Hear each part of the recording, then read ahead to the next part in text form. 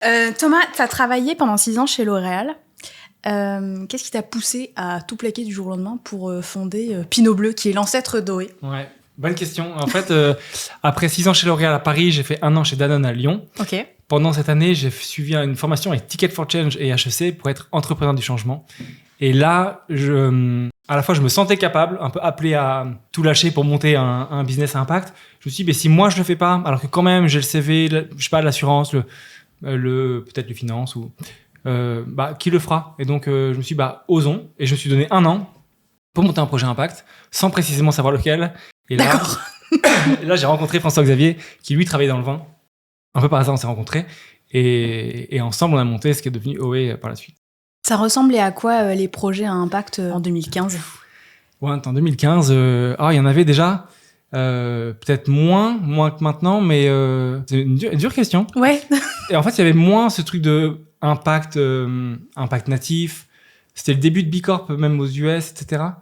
Donc en France, on était encore peu nombreux. Mhm. Et pour autant, Ticket for Change, ils accéléraient des promotions d'entrepreneurs à viser à impact. Donc ouais, c'était encore le début, mais il y avait déjà des Phoenix, il y avait déjà des... J'ai pas d'autres noms, mais il y en avait. Il y en avait. Ouais. Et dans le business à impact, qu'est-ce qui, toi, t'intéressait? Qu'est-ce qui te faisait vibrer? Parce qu'encore une fois, donc, tu as fait L'Oréal, tu nous as dit après que tu as fait Danone. Le business à impact, pourquoi au final? Depuis longtemps, je crois que par l'entreprise, on peut faire le bien. En fait, il y a longtemps, j'ai rencontré une personne qui était en fin de vie et qui me dit, je regrette pas le mal que j'ai fait, mais le bien que j'ai pas fait. Et ça m'a vraiment marqué, vraiment en perso, mais aussi en pro. Je me dis, ça veut dire quoi? Est-ce qu'une entreprise peut faire le bien? Enfin, ça paraît un peu déconnecté, un peu bizarre. Et pour autant, à ce moment-là, je lisais la bio du fondateur de Patagonia, j'avais lu l'entreprise du bonheur de Tony Chier. Il y avait 2-3 bouquins comme ça qui m'avaient pas mal marqué. Et je me suis dit, franchement, ça me paraît possible dans un cadre d'entreprise, de business, de servir. Et donc servir la biodiversité, ça peut être le handicap, ça peut être différentes causes. Et donc avec Ticket for Change, tout le sujet, c'était quels sont mes talents, quelles sont les causes qui me tiennent à cœur, comment je peux mettre ces talents au profit de ces causes. Et il y a plein de manières. Ça peut être une asso, ça peut être différents engagements, mais ça peut être aussi par l'entreprise ou l'entrepreneuriat ou intrapreneuriat. Je trouve ça hyper intéressant. Et quand tu creuses ces sujets-là, vraiment, tu peux pousser très loin. Ce qu'on essaie de vivre avec OE, on en reparlera. Et j'ai l'impression qu'on est passé d'une phase où l'entreprise faisait du business, point. Après, on s'est dit, on va faire du business un peu moins mal, avec moins de carbone, moins de déchets, moins de burn-out, etc. Et commence à émerger une phase où l'entreprise doit faire le bien, ou doit servir, ou doit régénérer, ou prendre soin, si elle veut et perdurer, bien sûr, et recruter, et vivre, et contribuer à cette société. Les choses sont plus liées, je trouve, maintenant. Et donc, on est plus appelé à servir des choses, quoi. Utiliser ce qu'on a pour rendre possible quelque chose de plus grand ou de plus profond, vertueux. Peut-être, ou plus vertueux. Si on doit faire le distinguo entre Thomas et Thomas, fondateur de OE, toi, Thomas, en tant qu'individu, quelles sont les causes qui sont vraiment chères à ton cœur? Et les causes pour lesquelles tu te bats quotidiennement? Ouais. La première, quand j'ai fait le MOOC, c'était vraiment le côté... j'ai l'impression d'enfoncer les portes ouvertes maintenant, mais biodiversité, la nature. J'ai fait pas mal de scoutisme quand j'étais petit. Encore une fois, il faut se souvenir que l'aventure de OE qui s'appelait Pinot Bleu en 2015, c'était 2015 justement. Et en 2015, là, si en 2025, on a l'impression qu'on enfonce des portes ouvertes, en 2015, c'était pas du tout le cas. Ouais, carrément. Donc il y avait vraiment ce truc de nature, prendre soin. Je sais pas, j'ai ce côté un peu enfant, je m'émerveille facilement. Je sais pas, là c'est le printemps, je trouve magnifique de voir c'est le pollen. Tout ce pollen nous étouffer. Non, mais tous ces bourgeons, ces petites bêtes. Après là, moi j'ai 4 enfants maintenant, donc l'émerveillement il est un peu quotidien aussi avec les enfants. Ouais, cette capacité-là à retrouver de la joie grâce à ça. Et après, j'avoue que j'ai découvert petit à petit avec OE le côté plus humain, prendre soin avec l'équipe, prendre soin des personnes, prendre soin des personnes avec un handicap, etc. Ça, c'était peut-être plus nouveau. C'était pas ma racine initiale, mais c'est quelque chose qui se complète bien, je trouve. Et j'aime bien essayer de travailler cette résonance entre le côté plus social ou humain et le côté plus environnemental, sachant que les deux sont très liés. Absolument. Mais ça, on reviendra dessus parce que tout ce que vous faites avec vos employés, pour moi, ça permet encore une fois de donner des preuves. C'est qu'aujourd'hui, il y a beaucoup d'entreprises qui se contentent de dire nous, on est comme ça, mais qui n'apportent pas de preuves. Vous, en l'occurrence, pour avoir passé quand même pas mal de temps à éplucher votre site, rien qu'avec mes étudiants, on s'est rendu compte que vous étiez pas avare de preuves ni de contenu, quoi. Vous y allez à 100%. Donc là, on a brièvement parlé de Pinot Bleu. Moi, j'aimerais bien que tu nous décrives les débuts de Pinot Bleu en 2015 et à l'époque, quel problème vous vouliez résoudre avec ton associé François-Xavier Henry. En fait, on a commencé par vouloir promouvoir une viticulture durable. Okay. Et donc le socle, c'était un peu le bio. En fait, Fix, dans son expérience précédente, il a remonté un domaine viticole, le domaine Henri Maire. Et donc, il était en mission pour eux. Et après, il a fini sa mission. Donc, il était dispo et on s'est rencontrés à ce moment-là. Et donc, lui, à l'époque, il avait des personnes qui partaient en combinaison masque à gaz dans les vignes. Ah ouais. Parce que ils avaient une petite partie en bio, mais pour le reste, c'était comme ça. Et en finissant cette mission, il s'est dit, mais comment je peux contribuer à autre chose, quoi, ou à l'inverse. Et donc, on s'est d'abord dit, on va promouvoir des petits ou vignerons indépendants, etc., qui bossent vraiment d'une belle manière. Ça veut dire quoi, petit vigneron, pour toi ? C'est pas une question piège, attention. J'aime pas la question parce qu'en fait, je les trouve très grands de plein de manières et donc le terme c'est petit pour dire plutôt indépendants, plutôt familiaux, ou ils sont 1, 2, enfin des petites exploitations même en des TPE quoi. Voilà, c'est plutôt le côté indépendant, un peu entrepreneur quoi. Très bien. Et donc c'est ces personnes-là et leur vin et leur culture qu'on voulait promouvoir et donc on a commencé avec Pinot Bleu à faire une sélection de vins. Avec ça c'est plutôt pour le côté market, mais quelque chose de très simple, un Côte-du-Rhône, un Languedoc, un Bordeaux, un peu comme on a maintenant, une gamme très claire. Tout était bio, tout était bien sourcé, on testait tous les vins, 0 pesticides dans les vins, etc. Et pourquoi Pinot Bleu comme nom ? Et Pinot Bleu, parce que Pinot c'était le vin. D'accord. Et bleu c'est la planète bleue, c'est les futurs souhaitables, c'est un peu Ok. Initialement c'était ça. Plein de fois on me disait mais vous faites du vin bleu, il y avait un peu cette tendance du vin bleu, il y avait est-ce que vous vendez que du Pinot, etc.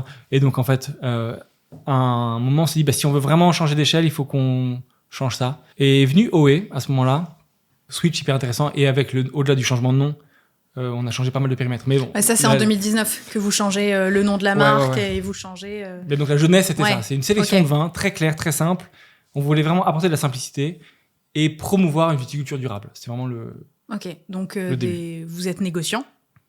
Ouais, on achète les vins et on les revend. Ok.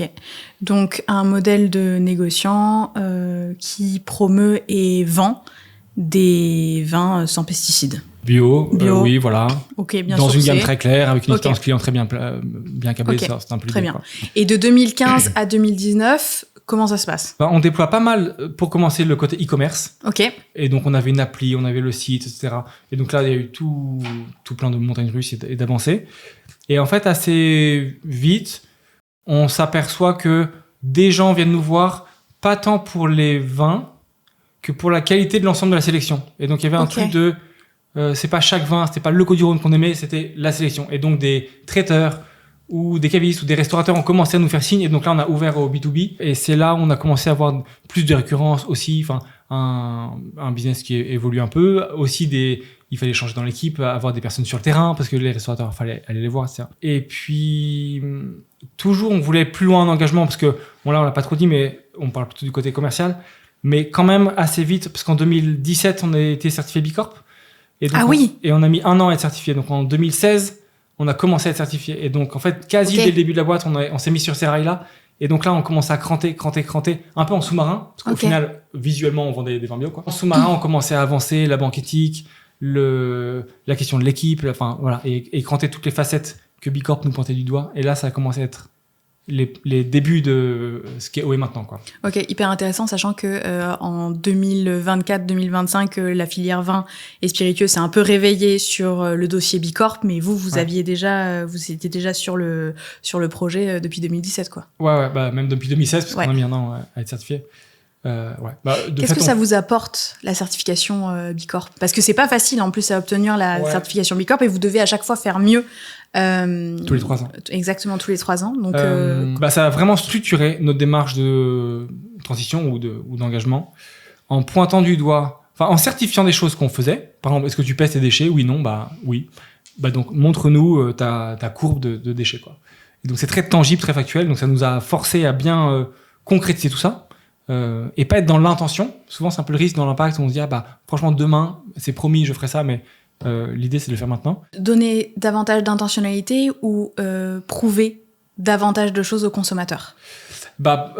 Prouver avec des mesures très tangibles, très mesurables, très concrètes, quoi. Est-ce que dans tes statuts c'est écrit montre-nous tes statuts, ok, donc t'as les points. Très concrètement, c'est un grand questionnaire avec plein de points, quoi. Et ça nous a pointé du doigt des choses qu'on n'avait pas imaginées. Et par exemple, quel pourcentage de tes fournisseurs sont des femmes? Et nous, dans le vin, c'est plutôt très masculin. Bien sûr. On s'était jamais trop posé la question initialement de nos vigneronnes, par exemple. Et donc on s'est dit on peut peut-être aller chercher plus de vigneronnes, ou on peut peut-être promouvoir plus ou différemment les vigneronnes. Qu'est-ce que ça veut dire pour nous? Enfin, donc ça a mis comme ça des idées en place. Pareil sur la banque éthique. Pour moi, c'était un non-sujet à l'époque. Enfin, c'était non-sujet. Et donc, on a commencé à creuser ce sujet-là. Qu'est-ce que ça veut dire? Et là, on s'aperçoit de plein de belles choses.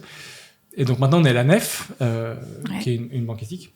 Mais initialement, c'était un non-sujet. Donc, hyper intéressant de pointer du doigt comme ça. Et après, on s'est vraiment structuré pour ça, avec l'équipe, en divisant le questionnaire en sous-parties. Toute l'équipe y contribuait. Donc, ça forge aussi la culture d'équipe. Et vraiment, si on a un truc maintenant qui est fort chez nous, c'est notre culture, quoi, qui rend possible tous les changements qu'on arrive à mettre en musique. Et ça, Bicorp nous a bien aidé. Et puis, il y avait des sujets qu'on n'arrivait pas à cranter dans le court terme. Et donc, on s'est dit, OK, celui-là, qu'est-ce qu'on met comme plan d'action pour le faire? Du style, quel sujet? Je trouve la banque éthique, c'est un bon sujet parce que c'est un truc un peu fastidieux, un peu pas si simple non plus, quoi. Et donc ça, on s'est dit, il y a une certification, je sais plus laquelle. On s'est dit, on va le faire d'ici la prochaine, quoi. Et hop, celle d'après, boum, on l'avait. Donc, on a cranté les points là-dessus. Et est-ce que vous n'allez pas être, limité, mais à un moment donné... Plafonné un peu. Exactement, vous allez être plafonné au niveau du scoring. On en a encore sous la pédale, parce qu'il y a plein de boîtes qui sont mieux scorées que nous. Après, le but, c'est pas de faire la course au point, etc. C'est plutôt d'être en cohérence avec qui on est, de voir où tu peux progresser, et de le faire, mais sans non plus que ce soit un truc pénible et too much, et je vais être parfait. C'est un peu le danger aussi de l'impact, où on veut être toujours plus parfait, et comme on veut éviter un peu les critiques un peu de greenwashing, etc., ça nous pousse à être tout le temps parfait, ce qui est pas... Il faut pas un monde où il y a 3 parfaits, quoi. Il faut un monde où tout le monde est quand même bon et progresse, quoi. Tu vois, j'avais cette question à te poser sur le greenwashing un peu après, mais étant donné que là tu amorces un début de réponse, comment vous faites pour ne pas tomber dans... ne serait-ce que soit dans le greenwashing ou dans le social washing? C'est une bonne question, et c'est vraiment un élément... Parce que c'est une ligne de crête. C'est vraiment pas simple. Ce qu'on fait, c'est que je pense qu'on mise beaucoup sur l'équipe là-dessus. Et par exemple, très concrètement, tous les lundis matins, on a le Happy Monday, une demi-heure ensemble, toute l'équipe, en visio. Et à chaque fois, je pose la question, est-ce qu'il y a un loup qui traîne? Est-ce que quelqu'un a un sujet? Est-ce qu'il y a quelque chose qui traîne? Et souvent, ces trucs de greenwashing, c'est pas très grave, on le fait quand même. Et en fait, tu t'aperçois qu'il y a quand même un petit loup qui traîne. Et donc... je vais dire régulièrement, en fait ça n'arrive pas très souvent, mais parfois l'équipe nous dit, mais franchement je comprends pas pourquoi on fait ça, pourquoi on fait de l'export, pourquoi je sais pas, qu'est-ce qui est sorti, on a dû vendre à des clients où c'est pas parfait, etc. Et donc on était sur Amazon pendant un temps. Ok, c'est clair que vous... on a arrêté. Ouais, vous, mais quelqu'un a posé la question, et donc moi je me dis, non, il faut que les entreprises à mission se déploient, les gens achètent sur Amazon, autant qu'ils achètent nous, et ce discours il se tient quand même. Pour autant, c'était pas cohérent, et donc on a arrêté. Mais c'est pas venu de moi, c'est venu de l'équipe, quoi. Et ça, je trouve ça hyper bien, mais ça veut dire de forger une culture où les gens se sentent assez libres. Exactement. Pour dire ça. Et on a entre autres 2 entretiens donc semestriels, un peu plus formels, quoi. Et dans ces entretiens, il y a une grille un peu de questions qu'on balaye un peu obligatoirement. Et une des grilles, c'est: est-ce que tu te sens en cohérence avec l'entreprise? Est-ce que ton taf contribue à la mission? Est-ce que il y a des choses que on fait, fixe ou moi ou l'entreprise, pas en cohérence, pas bien, ça. Et donc là, c'est toujours un espace où pour le coup, on a vraiment le temps pour ça, et c'est en petit comité. Et donc là, c'est aussi le moment pour filtrer du potentiel greenwashing. Ok. Et vous avez, donc à part cet exemple que tu nous as donné là précédemment, est-ce que vous avez déjà modifié certains textes, certaines actions, qu'elles soient commerciales, marketing ou même de com, suite à des retours de salariés? Amazon, je trouve que c'est un bon exemple. Ouais, Amazon, excellent exemple. Tu vois, au début, on avait des capsules sur les vins, sur les bouteilles. Ouais. Et je sais plus, à un moment, je sais plus de qui c'est venu, mais on s'est dit, vas-y, on arrête. Parce qu'on s'est dit, dans la démarche zéro déchet qu'on a quand même poussé très très loin, la capsule était là, et donc on se dit, vas-y, on cut ça. Et après, il y a plein de petites choses, tu vois, là, par exemple, on a lancé les essences d'Oé, on en reparlera. Et est-ce qu'on lance dans des bouteilles plastiques? Oui, non. Et c'est dur à avoir les bonnes réponses, hein, tu vois, parce que t'as aussi le truc de la primo-vis, où, nous, on fait bien, tout est bio, tout est clean, ok, on fait la consigne, ok, du coup, t'es plus cher, quoi. Et donc, tu laisses la place à Coca-Cola. Et est-ce que tu fais un peu moins bien, mais t'es plus accessible, tu peux plus démocratiser le bio, ou bien non, tu fais tout bien, mais du coup, t'es un peu hors marché peut-être. Enfin, et cette question-là, j'ai l'impression qu'il n'y a pas de bonne réponse, quoi. Non. Et peut-être c'est faut trouver un bon équilibre. Et il y a peut-être un temps où c'est comme ci, et après il faut évoluer. Mais ça demande aussi un peu de garder la ligne et de se dire, là, je suis pas parfait, mais je l'assume ça pendant un temps. Mais demain, peut-être que j'arrêterai ça. Enfin. Ça, c'est pas facile, je trouve. Non, c'est pas facile. Vous êtes jamais dit que peut-être vous étiez trop intense et que ça pouvait faire peur à certains consommateurs? On a toujours ce défi-là on est très animé par la mission, le bon, le bien, aller loin là-dessus. Et donc, on en parle parce qu'on a ça à cœur, quoi. Du coup, on parle parfois un peu moins du bon, le produit, Côte-du-Rhône, le terroir, c'est quoi, ces vignerons, c'est qui ces gens, etc. Et cet équilibre-là, il est pas si facile. D'autant qu'on a plein de contenus autour du bien et tout ce qu'on fait. Pourtant, on a aussi plein de contenu sur le bon. Et donc, il faut trouver le bon équilibre. Parce qu'au final, tu achètes un vin que tu vas consommer et ça fait plaisir, quoi. Oui, bien sûr. L'équilibre n'est pas toujours simple à trouver. Et dans la com, et dans nous, ce qui nous anime aussi. Ouais, parce que vous avez quand même un bel angle, pas éducatif, mais pédago. Vous êtes très pédagogique dans votre sur le blog notamment.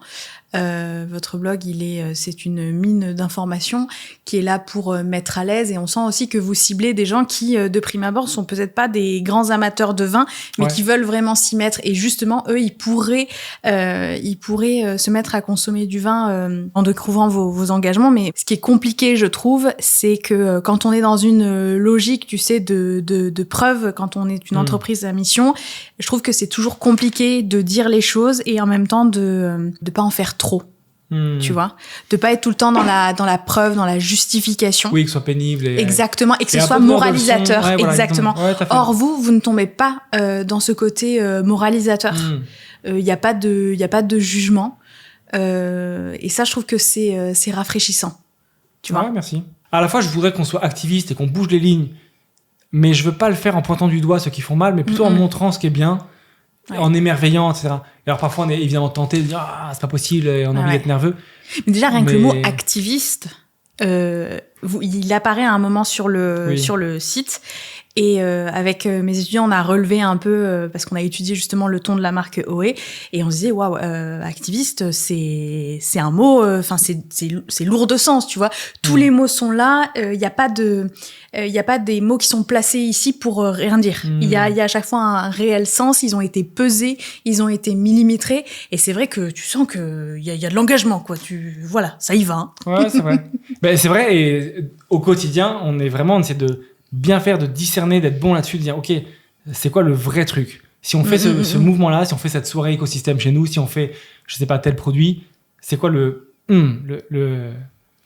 fin, la vraie profondeur? Et après, on voit est-ce qu'on peut l'atteindre, est-ce que c'est rentable, est-ce que machin, enfin. Mais on est assez idéaliste. Moi, je suis un peu comme ça aussi. Tu viens de dire un mot hyper intéressant. Tu viens d'utiliser le mot mouvement. Est-ce que tu penses qu'en 10 ans, Oé a réussi à créer un mouvement? Je pense qu'on a créé le début on contribue à un mouvement, peut-être plutôt. Je pense pas qu'on l'a créé, mais je sais que des gens nous suivent, des gens s'inspirent de nous, des personnes ou des entreprises, quoi. Et donc je vois qu'il y a un peu ce sillage où il y a un truc avec nous, des gens qui nous suivent, quoi, et que je trouve assez beau, assez touchant, qui nous engage aussi. Bien sûr. Parfois je dis que on a notre impact à nous dans nos opérations, ce qu'on fait nous, mais peut-être que le plus grand impact qu'on a, c'est un peu l'ombre d'impact, on dit ça, des gens, peut-être des grandes entreprises qui nous copient ou qui s'inspirent de nous, etc. Et tant mieux, faisons, quoi. Bien sûr, bien sûr. Mais notre plus grand impact est peut-être là, justement. Donc c'est un truc qu'on voudrait aussi pousser, d'aider d'autres à s'inspirer du système OE, de comment on peut faire ça. C'est vraiment le bien par le bon sous toutes ses formes, quoi. En fait, vous incarnez votre mission à différentes échelles. En fait, là, on nous demande en ce moment d'aider des boîtes à implanter le système OE chez eux. Et donc, qu'est-ce que ça veut dire? Hyper intéressant, parce que ça veut dire quoi, le système OE, au final? Ouais, justement, c'est ce côté un peu 360, systémique, un peu fractal, de mettre de l'impact à tous les niveaux et à tous les niveaux de l'entreprise aussi, et d'engager chacun dans l'équipe sur ce qu'il a dans les mains, comment il peut le mettre au profit du bien commun. Et donc c'est un peu ce truc de culture d'entreprise, c'est très pas palpable, quoi. Et pour autant, il y a aussi des démarches pour le mettre. Il y a un peu un système, un schéma peut-être mental aussi à mettre en musique. Et donc là, on va lancer, c'est un peu exclu, mais lancer ce qu'on va appeler les explorations OE. Pour partir en exploration vers le zéro déchet, partir en exploration vers la régénération, etc. Pour emmener d'autres en voyage avec nous. Voilà. Ça, c'est le tout début, on verra parce que si ça prend, mais pour aussi essayer de scaler l'impact qu'on peut avoir et dépasser simplement notre périmètre, quoi. Ça me donne envie de poser plein de questions, mais je vois mes questions, je vois que j'en ai pas fait énormément de celles que j'ai notées. Donc là, on a les bouteilles et j'aimerais en fait qu'on fasse un petit détour sur le pack et notamment sur le logo. Alors pourquoi j'aimerais faire ce détour ? Parce que aujourd'hui, je trouve que l'identité visuelle, que ce soit acteur du vin ou des spiritueux, parfois elle est un peu définie au doigt mouillé, parce que le border collie de la famille il est mort, on l'a foutu sur l'étiquette. Donc bref, j'aurais bien aimé que tu nous racontes un peu donc le nom et l'identité visuelle de OE, parce que le naming c'est du taf, mais le logo tout autant. Et j'aimerais bien que tu nous expliques un petit peu qu'est-ce que OE et ce logo racontent de la marque et qu'est-ce que ça reflète des valeurs de la marque. Oh là là, j'ai combien d'heures Vas-y, lâche-toi. Donc OE c'est pour œnologie, les deux premières lettres. Et OE parce que OE, on veut bouger les lignes dans le monde du vin. Ah ça je l'avais, mais OE pour œnologie je l'avais pas du tout.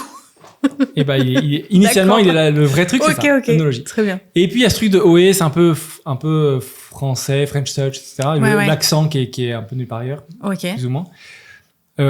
Du coup l'accent, pour ceux qui voient, c'est un oiseau, parce qu'on veut servir la biodiversité. Et justement on aime bien ce truc de la biodiversité qui est très émerveillant, très vivant, très naissant, qui prend de l'envol, qui part à gauche, à droite. Il y a ce truc-là un peu magnifique, parfois très puissant aussi quand on voit ces oiseaux s'élancer, avancer, je sais pas, les oies sauvages. Enfin, il y a un truc un peu magique. On sent ta capacité à t'émerveiller quand tu nous parles des oies sauvages. Et non, mais je trouve ça beau parce que souvent dans l'impact, en fait, c'est le plastique, le carbone, le déchet. Enfin, c'est des trucs plutôt un peu sales, un peu noirs, enfin un peu poussiéreux. Enfin, alors que la biodiversité, c'est très vivant, il y a quelque chose de très beau à ça. Comme aussi la joie au travail, c'est des trucs hyper touchants, hyper, je trouve palpable pour le coup, qu'on peut vivre et qu'on a tous vécu des moments de joie touchants et je pense que ça parle à chacun. Et après, toute la DA, elle est toujours très sobre, pas mal inspirée de Matisse dans ce qu'on fait. Par exemple, là, les oiseaux qu'on a ici sur les deux étiquettes qui se relient, c'est des formes plutôt des oiseaux de Matisse. L'oiseau de l'accent vient de chez, ou en tout cas fortement inspiré de chez Matisse. Et après, on bosse avec un directeur artistique depuis longtemps maintenant, peut-être, je crois, depuis 6 ans. Et donc, tout est cohérent. Et moi, j'essaie vraiment de faire en sorte que tout soit cohérent et on challenge les choses pour que ce soit aligné, propre, et pourquoi il y a une majuscule, pourquoi il n'y en a pas. Voilà, se poser ces questions-là. Et il y a aussi un peu de feeling dans tout ça, mais trouver les bonnes inspirations, prendre le temps. Dans tout ce qu'on fait, il y a toujours la question du temps. Et dans l'impact, il y a toujours la question du temps quelque part au milieu de tout ça. Il y a peut-être aussi le fait de bosser depuis longtemps. Donc, ça veut dire qu'il y a une cohérence qui s'installe et qui dépasse juste le logo, la baseline. Bien sûr. Mais ça s'installe dans le temps, dans toutes les presses qu'on fait, dans tout. Ouais, il y a quelque chose d'un peu fin. Et après, il y a la baseline, le bien par le bon. Et donc, OE, le bien par le bon, tout ça, ça vit ensemble. Pourquoi des majuscules à bien et bon ? Parce qu'on croit au bien universel. Un peu universel, où en fait il y a des choses où tout le monde est. C'est un peu philosophique tout ça, mais on peut. Il y a des choses où c'est bien d'aider une personne âgée qui traverse la rue, bah c'est bien et c'est cool pour tout le monde. Enfin, bien sûr. Parfois faut pas trop se prendre la tête, quoi.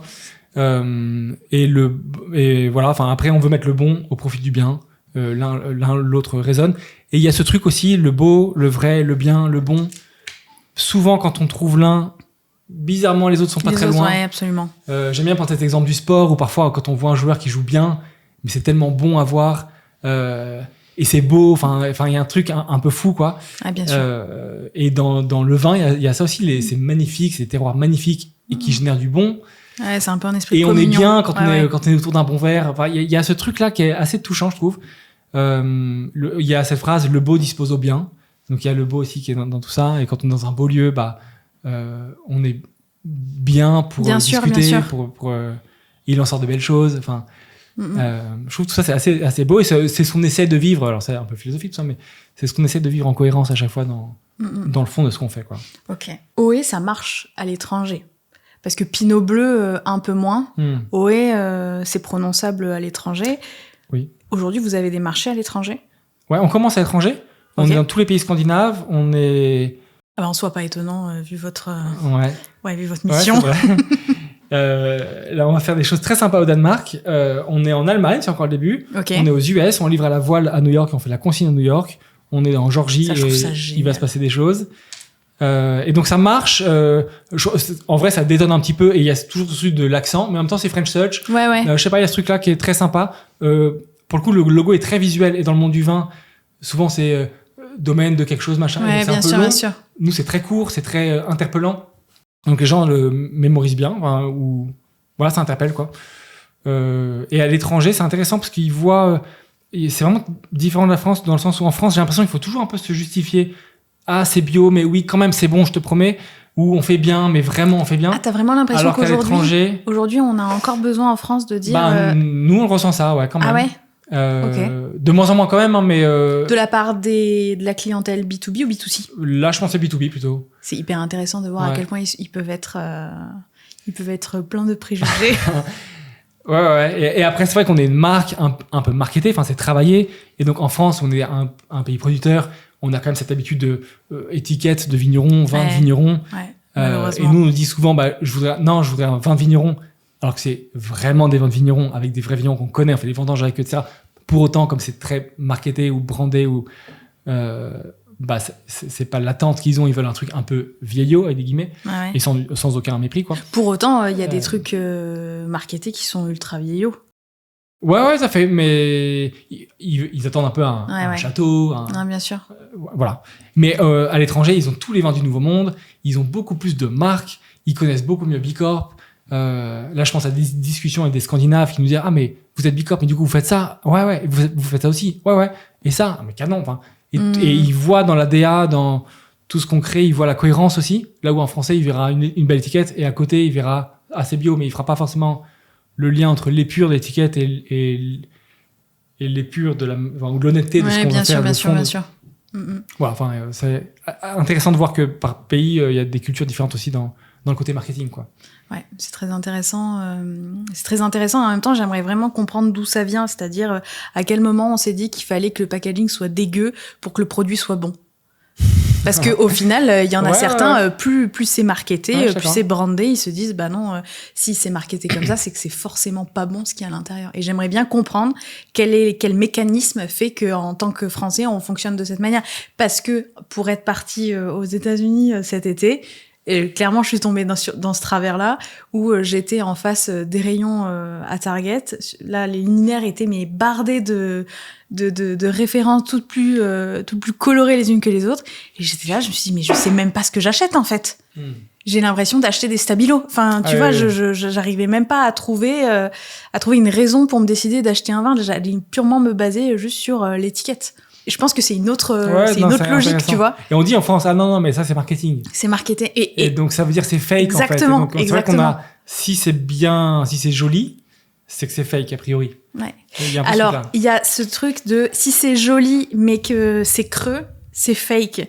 Mais si c'est joli et derrière il y a un vrai discours avec une vraie profondeur, avec on a travaillé les bénéfices qui soient émotionnels et fonctionnels pour les consommateurs, bah là les consommateurs donneront leur chance au produit, tu vois. Mais il faut vraiment parler leur langage. Ouais. Et vous en l'occurrence je pense que vous parlez clairement le langage de plusieurs personas, de plusieurs personas en 2025 et même un peu avant, quoi. Vous êtes rassurant parce que justement, tu parlais tout à l'heure de mouvement, mais moi j'avais envie aussi d'amorcer une autre idée, c'est que je pense qu'avec tous les contenus que vous avez déjà créés, vous êtes devenu, même peut-être sans vous en rendre compte, une marque média. J'aimerais bien qu'on le soit plus, c'est mieux. Mais ouais, je vois ce que tu veux dire. On essaye. C'est vrai que souvent avec l'équipe, je leur dis mais documente ce que tu fais. Et parce qu'on fait des choses où nous ça nous paraît évident où oui il faut le faire quoi. Là par exemple on a acheté le domaine l'an dernier, on a plein d'actions Et donc, l'idée, c'est de documenter et de voir, sans du tout être donneur de leçons, mais de dire, bah, on a fait ça marche, on a fait ça, c'était compliqué. Voilà. Un journal de bord, tu sais. Là, on va publier, je sais pas, 1 an d'avoir le domaine et tout ce qu'on a appris, tout ce qu'on a découvert. Et donc, il y a des choses, toutes génial. les mutuelles pour les producteurs, des choses lunaires, on n'aurait même pas imaginé. Il y a des réunions, moi j'étais, je ne comprenais rien. Et je me mais dis, ça, faut ouvrir une chaîne YouTube à ce stade. Non, mais c'est vrai, ouais, ça serait ultra intéressant. C'est hyper intéressant. Ouais, pour Et documenter. surtout, je me dis, si on veut contribuer à transformer l'agriculture ou promouvoir une agriculture plus positive ou durable, bah, il faut aussi qu'on documente ça, on rende ça possible et que les agriculteurs, les vignerons ne soient pas tout seuls à subir des choses, mais que ça sorte et peut-être nous, on a une autre capacité, une meilleure capacité à faire sortir des choses, promouvoir ou faire changer. Absolument. Et j'irais même un tout petit peu plus loin, c'est que là, il y a eu... c'était pas récemment... Enfin, s'il y a eu des documentaires qui sont sortis, qui ont été faits par des journalistes. Aujourd'hui, je pense que ça pourrait être très intéressant qu'une marque, justement, peut-être fasse un documentaire comme ça, plutôt que ce soit France 2 ou France 3. Je trouve que ça apporterait encore plus de crédibilité et de légitimité au discours parce que vous êtes déjà dans la filière et qu'on tombe pas, tu sais, sur des discours du style ça demande beaucoup d'eau. Enfin, qu'on aborde les vrais problèmes rencontrés par les vignerons. Par exemple, est-ce que l'agriculture biologique dans 5 ou 10 ans, ça sera encore possible au vu du réchauffement climatique, enfin du dérèglement climatique, pardon, des vraies questions. Qu'est-ce qu'on fait si la certification bio, elle saute d'une année à l'autre? Enfin, tu vois, des questions très pratico-pratiques, mais des questions que uniquement des gens qui travaillent dans la filière peuvent se poser. Et je trouve que ça, c'est ce qui manque et ça pourrait permettre d'élargir le débat et de proposer un réel espace de réflexion, d'échange d'idées, enfin vraiment, développer un média pour le vin. Comment vous arrivez à faire en sorte d'onboarder tout le monde au sein de votre équipe? C'est-à-dire que j'imagine que les gens arrivent avec un degré de sensibilité à ce qu'est une entreprise à impact. C'est différent, ça dépend de l'éducation, ça dépend de la personnalité de chacun. Comment vous faites pour vous assurer que vous êtes tous au même niveau? Parce que j'imagine que dans une entreprise, si jamais il y a des gros déséquilibres, si vous ramez pas tous dans le même sens, ça peut poser des problèmes. Ouais, c'est un bon point. C'est vraiment la culture d'entreprise. C'est comment on onboard les gens dedans et comment ils y adhèrent sans non plus être un truc fermé, bizarre, on est tous pareils. J'aime bien l'idée qu'on soit quand même tous différents. Et certains sont à fond végétariens, machin, et d'autres pas du tout. Et c'est OK. Et on en parle, on en rigole, mais je veux pas du tout qu'on soit chez OE on pense ça, ou ça c'est pas OE. Je trouve qu'on a un bon process d'onboarding. On a un peu écrit un process qui aujourd'hui fonctionne, quoi, où chacun, quand il arrive dans la boîte, il rencontre chacun. Ok. Et donc, il y a une demi-heure, 1 heure avec chacun. On a un point culture que moi je porte, où on parle de Bicorp, on parle un peu de l'histoire, on parle de vraiment ce qui nous anime, justement cette cohérence, le beau, le vrai, le bien, tout ça. On se dit vraiment le rôle que la personne doit avoir, et quel que soit, tu vois, ça peut être quelqu'un qui fait en alternance, et on dit, t'as le devoir de parler. Si tu vois un loup, si tu vois quelque chose de bizarre, tu parles, quoi, tu vois. Et c'est aussi ça, je pense toujours on s'est jamais arrivé, mais tu vois, tous ces trucs homme-femme, machin, où personne ne dit rien, puis d'un coup, t'as des gros trucs qui sortent. Donc, vraiment qu'on soit vigilant à ça aussi. Et après, on a des rituels. Par exemple, on bosse avec les OKR, donc chaque saison, on bosse. Tu peux préciser ce que sont les OKR? Objectifs and Key Results. Et donc, chaque saison, on essaie de bosser au rythme des saisons. On se définit les objectifs pour les 3 mois qui viennent. Donc, pour la saison qui vient, pour la fin de la saison. Donc, on a une vision très long terme, une vision plutôt pour l'année. Et après, concrètement, cette vision-là, sur la saison qui vient, comment elle se concrétise, pôle par pôle, quoi. Donc, au commerce, c'est quoi? Au market, c'est quoi? Aux opérations, c'est quoi de ça? Et donc, après, tous les mois, on anime ça. On a un point OKR tous ensemble où chaque équipe présente ses avancées, là où ils ont besoin d'aide, ce qui marche, ce qui marche pas, etc. Et ça permet à chacun de voir un peu les enjeux des uns des autres, sachant qu'au milieu de tout ça, tu as de l'impact partout, parce que tu vois, les opérations, ils vont dire, moi, là, sur le réemploi, je galère sur ci, sur ça, je manque de casier, donc il faut que j'active ça. Enfin bref, chaque pôle va aussi présenter son impact, donc ça nourrit la culture de chacun. Et après, on a une soirée chaque mois, tous ensemble aussi. Et donc là, il se dit aussi des choses. La soirée de lundi là qui vient, on est avec Olivier Amand, qui est un chercheur ici à l'ENS à Lyon, sur la robustesse, donc hyper intéressant. On essaie de nourrir la culture comme ça. Et après, il y a, je sais pas, par exemple, tous nos déjeuners, on a des points un peu informels ou dans le Happy Monday, le lundi matin, moi, je fais très souvent un mot sur qu'est-ce qui nous anime? Ah, bah, regardez ce truc-là, ça, c'est une erreur qu'on a faite. Là, récemment, je sais pas, on a imprimé des cartes postales, bah, il y a un vieux film plastique qu'on n'avait pas fait gaffe. Bah, c'est des petits détails, mais à chaque fois, on essaie de les faire sortir pour se dire, bah, là, on aurait pu faire mieux, etc. Et donc, en fait, ça, c'est vraiment dans le temps long. On essaie d'installer, cette culture. Ok. Et qu'est-ce que tu dirais à quelqu'un qui te dirait ouais mais dans tous les cas ce genre de culture d'entreprise c'est du gros bullshit? Je dirais que c'est faux. Non, je dirais qu'on en voit les fruits de cette culture-là et que si on vraiment notre force c'est de passer de 0 à 1 sur des sujets qui sont on nous dit impossible et vraiment le réemploi on m'a dit mais tu fais fausse route ça ne marchera pas laisse tomber quoi. Ça c'était il y a je sais pas 7 ans et évidemment ça fonctionne et ça fonctionne très bien quoi. Et donc ce truc-là, cette culture nous permet de rendre possible des changements vraiment géniaux. Tu vois là, on rend possible le réemploi chez tout Accor Hôtel. Bah c'est la première fois et c'est canon et l'impact il est très cool. Ça c'est canon. On envoie la voile aux US.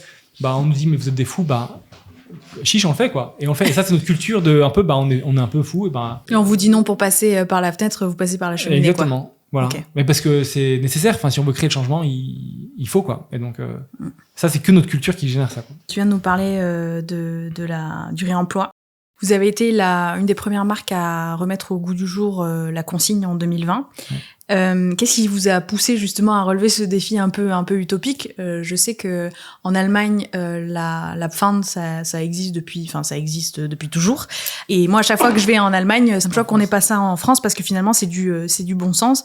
Moi, ce que j'aurais aimé savoir, c'est comment vous avez organisé cette logistique de réemploi et quels ont été les défis que vous avez rencontrés en cours de route. En fait, donc quand on a switché de Pinot Bleu à OE, on s'est dit on va aussi prendre nous-mêmes l'embouteillage. Et donc là, on a eu la main sur toutes les matières sèches. Les bouchons, la capsule, la bouteille, la colle, les étiquettes, ça. Et donc là, on a fait un travail passionnant, mais vraiment passionnant, un peu de détective, quoi, où on a screené les encres, les papiers, l'imprimeur. On a tout screené. Et donc, on a tout passé au mieux qu'on pouvait. Ou tout viré, comme la capsule. Mais c'est cher comme démarche. Parce qu'en fait, on s'en rend pas compte parce que je te pose cette question parce que j'ai reçu, j'ai déjà fait des comparos pour des clients et les devis, c'est un peu du tout au tout. Mais je me demandais si jamais tu changes toutes tes étiquettes de toute ta gamme, est-ce que c'est cher si tu vas vers quelque chose de beaucoup plus éco-responsable entre guillemets? Bah c'est forcément plus cher souvent. En fait, nous on a tout fait un peu dans le temps long, donc on a switché petit à petit. Par exemple, une fois qu'il n'y a plus de bouchons, hop, on a switché sur des nouveaux bouchons qu'on a considérés être meilleurs, quoi. D'accord, ok. Et qu'après, on a d'ailleurs rechangé et voilà. C'est plus cher, mais en fait, limite, c'est pas la question. Non, c'est pas la question, mais ça peut être un frein. Ouais, notamment, je pense à certaines personnes qui peuvent nous écouter, qui veulent absolument, justement, aller sur des packaging beaucoup plus éco-responsables. Ouais. Mais en fait, ils sont limités par les moyens du bord. Ouais, tout à fait. Peut-être déjà, pour ces personnes-là, activons tout ce qui coûte pas forcément plus cher. Et donc, par exemple, virons la capsule. Déjà, c'est moins cher, quoi. Ouais, c'est économique. Par exemple, les encres végétales ou pas, je pense que grosso modo, c'est un peu kiff-kiff. Activons ça. Vous, c'est que des encres végétales? Tout est végétal. Toutes les encres sont végétales, ouais. Et intéressant, parce que notre imprimeur, on l'a tanné pour avoir des encres végétales. Un jour, il nous a dit, Victoire, ça y est, ils vont enfin me lâcher la grappe, c'est bon. Et sauf qu'il a switché sur le végétal pour tous ses clients. D'accord. Et pareil, il livre notre embouteilleur il livrait dans un petit film plastique tous ses rouleaux d'étiquettes et on lui a fait virer dans un film plastique, on a fait virer le film plastique et il l'a fait pour nous, mais pour tous ses clients. Donc je trouve intéressant aussi que quand on génère de l'impact, on le génère aussi pour les autres. Et si tout le monde fait ça sur ces différents sujets, en fait, tous, on va progresser un peu mécaniquement. Et donc, pour revenir à ta question, en fait, on a fait un travail franchement intéressant, un peu de détective, d'aller screener tout. Et parfois, on n'imagine pas que la capsule, en fait, c'est pas recyclable. C'est du complexe d'aluminium et pas de l'alu. Je savais pas, ok. Ou bien les encres végétales, c'est pas forcément une évidence. Puis en creusant, on se dit, en fait, ça existe, ok. Ou le papier, tous nos papiers viennent de déchets recyclés, donc c'est pas du nouveau déchet. Et les bouchons, on est parti sur des bouchons en canne à sucre qui semblaient être meilleurs. Peu de temps après, on a eu tous les feux de forêt, je crois, au Brésil, où justement les rumeurs disaient ils brûlent la forêt pour planter de la canne à sucre, pour faire des bioplastiques. Bizarrement, c'était aussi des bioplastiques qui venaient du Brésil. Du Brésil, ouais. Et donc là, on s'est dit, on va prendre des bouchons naturels du Portugal, de forêts protégées, FSC, okay. etc. C'est une R&D constante, en fait. Ouais, c'est constant. Mais c'est pour ça aussi, ce que j'aime bien, c'est que t'as pas une personne qui gère la RSE, bien qui est à mi-temps au 3e étage, mais c'est collectif, quoi. Et donc, c'est tout le monde, à tous les niveaux, on essaie d'activer ce qu'on peux faire. Donc, c'est aussi dans le temps que ça s'installe, quoi. Donc, vous avez changé vos packaging et après, pour la consigne. Ouais. Donc là, on a eu le choix donc, des bouchons, la colle, les étiquettes. Et là, on s'est dit, OK, quelle bouteille on prend? Et on s'est vraiment posé la question, est-ce que ça serait possible, est-ce que ça aurait du sens de faire la consigne, quoi? Donc là, on s'est rapproché du réseau consigne, on s'est rapproché de Rebouteille à Lyon, qui est lié au réseau consigne. On est allé voir des personnes qui l'avaient en Bourgogne, on a, un peu de détective là aussi. C'était long, ça nous a pris, je sais pas, 6 mois, 1 an. Et on a commencé à tester. On s'est dit, on va le tester à petite échelle, on va le faire un peu localement, on va le faire un peu, ce sera pas rentable, ce sera plus long, mais ça doit être le futur. Évidemment, le futur, c'est celui-là. Et donc, si personne s'y met, ça ne viendra jamais. Donc, on a un peu...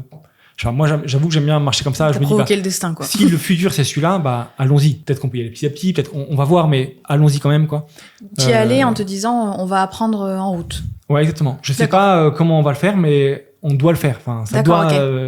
voilà. Et d'autant que l'Allemagne le fait déjà. Oui, bien sûr. Et puis ça marchait avant. On n'a pas non plus. Oui, vous n'avez pas réinventé la roue, c'est certain, puisque ça se faisait avec notamment les bouteilles de lait et tout. Mais c'est vrai que ça s'est perdu. Dans le vin, il y avait la bouteille étoile aussi. Absolument. Donc le truc a fonctionné. Donc il y a pas de raison que. Et puis ça fonctionne sur les softs, sur le Coca, Evian. Voilà. Et donc en fait, on a remis en lien. Peut-être la chose qu'on a bien faite, c'est de remettre en lien tout un écosystème, tester des choses, rendre possible, et puis petit à petit la machine a pris. Et donc là, très concrètement, on livre plutôt des distributeurs en casier avec une coiffe consignée, donc il n'y a plus de carton, plus de film plastique, plus de scotch, plus rien. Les distributeurs, ils livrent un restaurateur, quand il livre un casier plein de bouteilles pleines, il récupère un casier plein de bouteilles vides. On massifie ça, on envoie chez un laveur qui lave tout ça, et après le laveur revend les bouteilles au plus près de chez lui ou à nous. Parce que l'idée, c'est pas que tout revienne chez nous absolument, mais que ce soit le plus organique possible. Et nous, on s'engage auprès des laveurs aussi pour récupérer tout, comme ça, eux, ils savent qu'ils ont débouché. Dans un rayon de combien de kilomètres? Nous, on récupère tout ce qui est en France, et en même temps, on invite les laveurs à vendre au plus près de chez eux. Très bien. Parce que c'est ça qui a le plus de sens. C'est pas qu'une bouteille à Lille revienne forcément chez nous. S'il y a une débouchée à Lille, tant mieux. S'il n'y en a pas, c'est mieux qu'elle revienne chez nous. D'accord, ok. Et en termes d'obstacles? En fait, c'est plein de petits obstacles à gérer. Et donc, c'est que de la complexité. En soi, c'est pas très compliqué, mais plutôt complexe. Et donc, c'est déjà de trouver la bonne colle, le bon papier, la bonne bouteille, le bon laveur, que tout ça matche bien. Et après, expliquer à nos clients, c'est un nouveau process.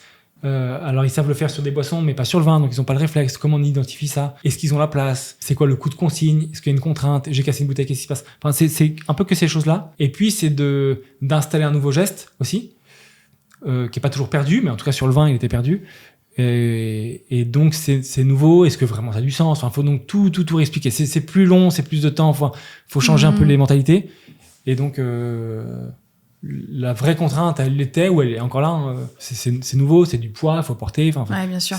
Voilà, il y a des choses un peu nouvelles. C'est pas comme d'habitude, quoi. Dans l'entrepôt, il y a des cartons, puis là, il y a des casiers. Ils ont pas l'habitude, quoi. Le carton, il y a pas de poussière, le casier, il y a la poussière qui tombe. Oui, d'accord. Oui, c'est vrai. Ok, on est vraiment sur des trucs très concrets, quoi. Et 5 ans après la réintroduction de la consigne, qu'est-ce que tu en tires, toi, comme enseignement? Est-ce que ça marche? Est-ce que ça marche pas? Est-ce que les gens, finalement, sont beaucoup plus disposés à rapporter des bouteilles que tu ne l'aurais cru? Une chose, c'est que écologiquement, ça marche. C'est 80% de CO2 en moins. Les chiffres de l'ADEME, ils sont sans débat. On a fait 2 fois notre bilan carbone à 2 ans d'écart. On a diminué de 28%, je crois, le carbone par bouteille.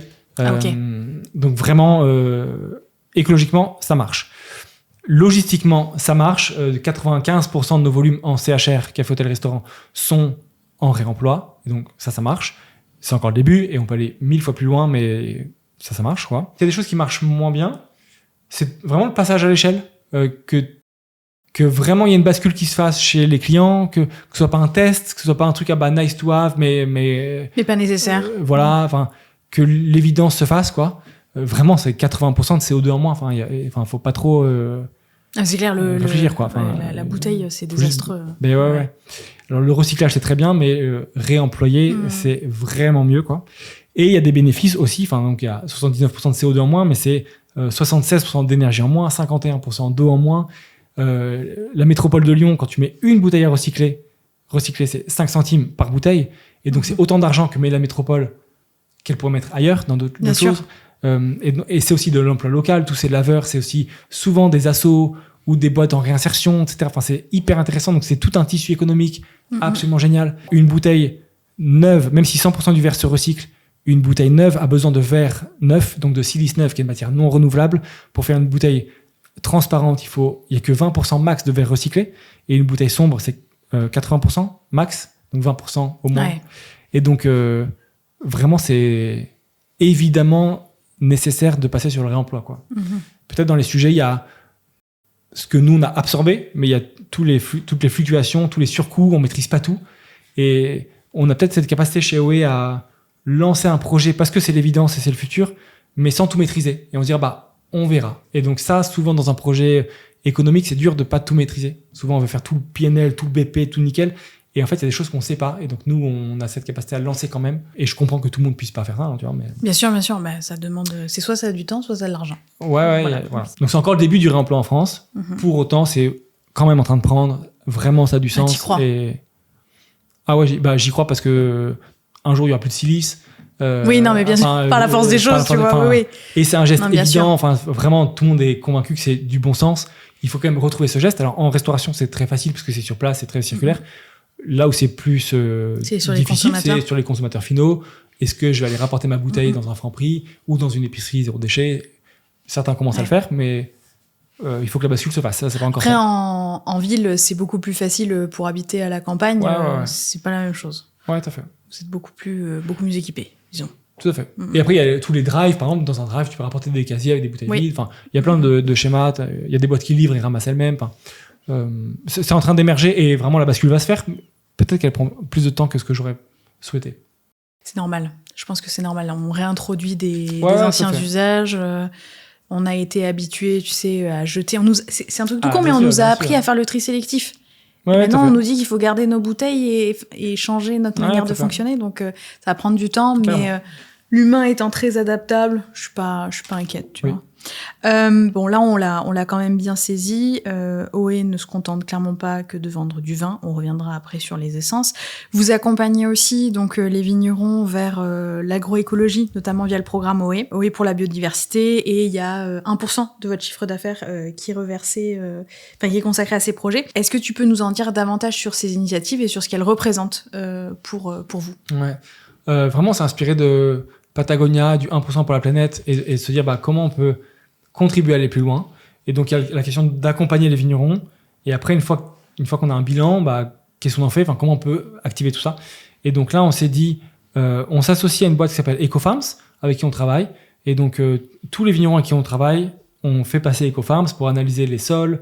Vos rapports sont incroyables. Je vous invite vraiment à aller sur le site de OE. Je mettrai le lien dans la description parce que les rapports, ils sont super bien faits. Merci. Non, mais vraiment. On essaie d'être très complet et transparent et de dire aussi ce qu'on fait pas assez bien, etc. Mais voilà, on essaie d'avoir un plan d'action par vigneron. Et après ce plan d'action, il y a des choses à financer. Et donc là, l'idée, c'est est-ce que nous, OE, on peut financer des choses? Alors on est encore petits, jeunes, voilà. Est-ce qu'on peut aller cofinancer? Est-ce qu'on peut aller chercher des financements pour d'autres? Là, par exemple, on fait des financements pour notre domaine. Et du coup, on a invité les vignerons voisins, même des gens avec qui on bosse pas, en disant on va le faire aussi pour vous. On essaie de un peu remuer ce qu'on peut faire pour rendre possible. Là, on essaie de réfléchir à un nouveau schéma, un nouveau modèle économique pour ne plus donner 1%, mais 2% et voir comment on pourrait faire ça intelligemment, etc. Est-ce qu'il y a d'autres causes pour lesquelles vous êtes engagé? Je sais pas, la Ligue contre le cancer Oui et non. Dans le sens où on voudrait très directement impacter plutôt la filière et ce sur quoi on a un peu du lien, de la maîtrise, de la connaissance. Et après, il y a tous les autres sujets. Je pense au handicap ou le jour au travail. Ou, tu vois, là, on va accueillir une personne SDF. On essaie de travailler pour accueillir une personne SDF dans nos bureaux la nuit.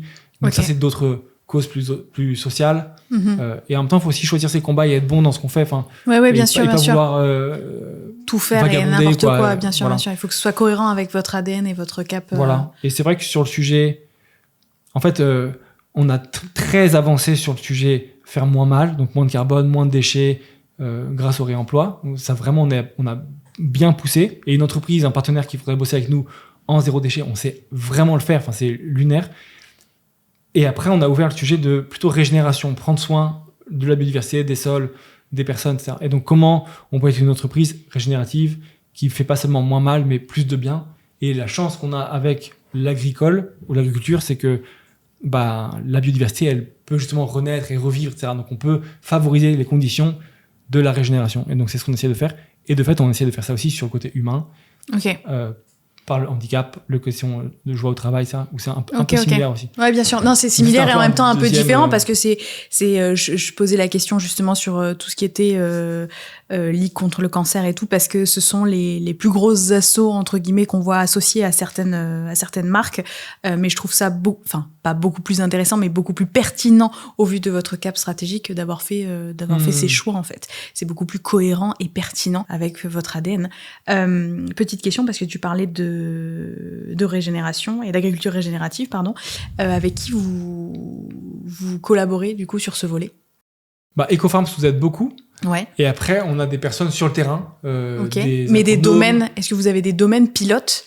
Par exemple, il y a le domaine Émile Grelier dans le Bordelais qui nous aide beaucoup. Et après, on a des domaines au sein de nos vignerons, certains qui sont très avancés sur des sujets, d'autres sur d'autres sujets. Donc tout ça, ça se complète. On essaie de mettre en lien tout ça, ce qui n'est pas toujours facile. Mais voilà. Et Ecofarms, ils sont aussi avec d'autres agricultures. D'accord, donc on apprend aussi. Ce qui est intéressant aussi de sortir du côté uniquement vigne. Absolument. Et voir d'autres pratiques qui parfois s'adaptent, parfois pas forcément, mais ça c'est vraiment intéressant. Créer et faire grandir une marque de vin, parce que vous êtes une marque de vin, et en plus vous êtes un peu estampillé écolo. C'est pas un long fleuve tranquille, spécialement en France, surtout sur la partie branding. Quel a été le plus gros défi à relever pour toi dans cette aventure? Je dirais qu'il y en a deux qui me viennent comme ça. Le premier, c'était vraiment de trouver notre patte visuelle. Alors c'est très marketing, mais je crois vraiment aux marques qui ont un univers visuel fort. Et quand on voit une pub, un packaging, on m'a dit ça évidemment c'est Coca-Cola. D'accord, ok. Coca, pour créer Nike, un univers de marque et Louis créer une Vuitton. préférence. Il y a des marques où évidemment Red Bull. Enfin, il y a des marques où t'as un univers qui est créé et c'est pas que un logo. Tu connais des marques dans le vin qui arrivent à créer ça? C'est pas une question piège, hein, c'est une vraie question. Franchement, non, en vrai. Si, comment ils s'appellent les Australiens. Ah oui, Yellowtail. Ouais, ou 19 Crimes avec. Voilà, je trouve ça Yellowtail, mais c'est un vrai défi dans le vin de créer une vraie marque et pas Souvent on dit moi j'ai des acteurs du vin qui ont 16 marques. Mais en vrai, une marque, c'est une communauté, c'est un mouvement, c'est je sais pas, un ADN, c'est des événements, c'est des rencontres, c'est pas un visuel et c'est pas juste un produit. Et un nom, je sais pas quoi, qui est un produit, ouais. C'est beaucoup plus impalpable, quoi. Et donc c'est ça qu'on essaie de créer avec OE. Ce qui est un vrai défi. Et donc il y avait vraiment ce défi d'avoir déjà tous les assets créatifs, on va dire. Et après, il y a ce défi de mettre en mouvement une communauté. Donc ça, c'est un défi qu'on va essayer de muscler là en ce moment. Et après, de faire résonner ça avec la cible, tous les acheteurs, etc. Et là, en France, on a quand même ce défi de ce qu'on disait tout à l'heure, marketing, marque dans le vin, être trop disruptif. Il y a un petit côté, alors le mot va sembler un peu fort, mais il y a un petit côté évangélisation à faire. Ouais. Et tout ce qui est pédagogie, j'aime pas utiliser le mot éducation parce que ça fait penser aux gens qu'on les prend pour des niailles alors que pas du tout. C'est vraiment ce côté pédagogie qui est à faire, ce côté vulgarisation qui est à faire et qui prend du temps en fait. Changer les mentalités en France, faut se lever de bonne heure quand même. Oui. Et peut-être une grande qualité qu'on a, mais qui est aussi un vrai défi, c'est que ce qu'on fait, c'est assez systémique. On va loin sur beaucoup d'aspects. Le réemploi, le zéro déchet, l'humain, la régénération, etc. Et en fait, c'est dur de tout expliquer. Et donc, sur un post Instagram, te dire qui on est, ça devient hyper dur. Et en même temps, c'est génial d'aller aussi loin sur plein d'aspects. Donc, on a une profondeur de marque qui est géniale. Et en même temps, c'est un vrai défi de communiquer ça facilement en 2 clics. Et donc, il faut prendre le temps. Encore une fois, on y revient à ce truc il faut s'asseoir, expliquer tout ça. Et les gens avec qui on prend ce temps-là, ils comprennent. Et ils voient, le truc est complet. Ou en mouvement, en train de... mais c'est pas un click and collect, quoi. Ok. Et donc, si tu devais faire l'elevator pitch de OE, quel serait-il?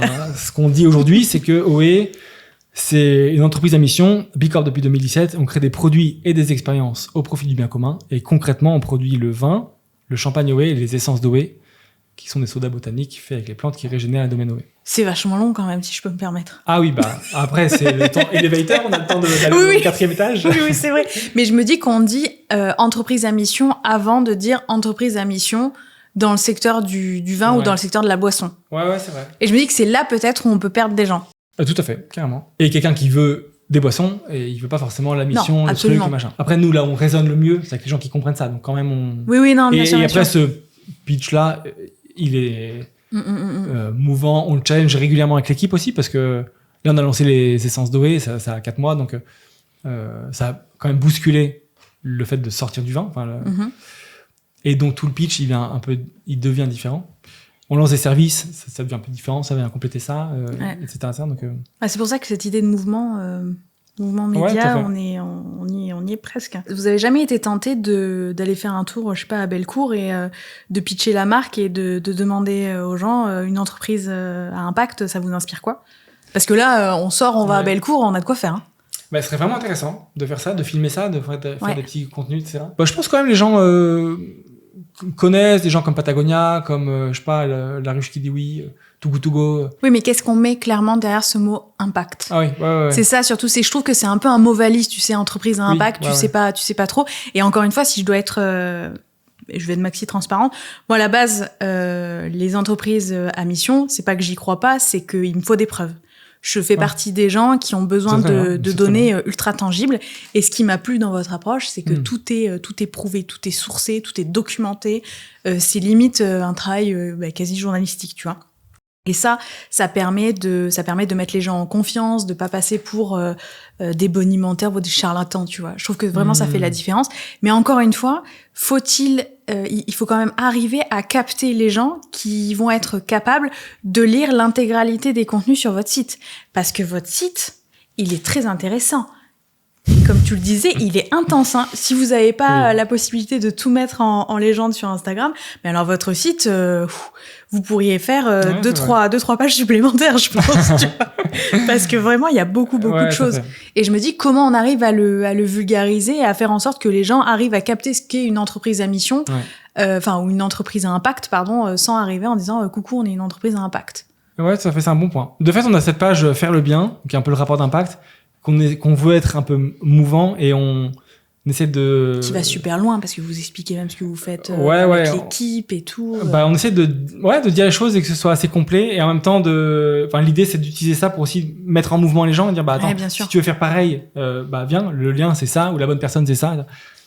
Mais sans jamais donner de leçons, etc. Mais non, jamais. Essayer de montrer que c'est possible. C'est vraiment de la documentation. C'est quand on arrive sur votre site et vraiment on parcourt certaines pages. La page du bien, c'est un très bon exemple.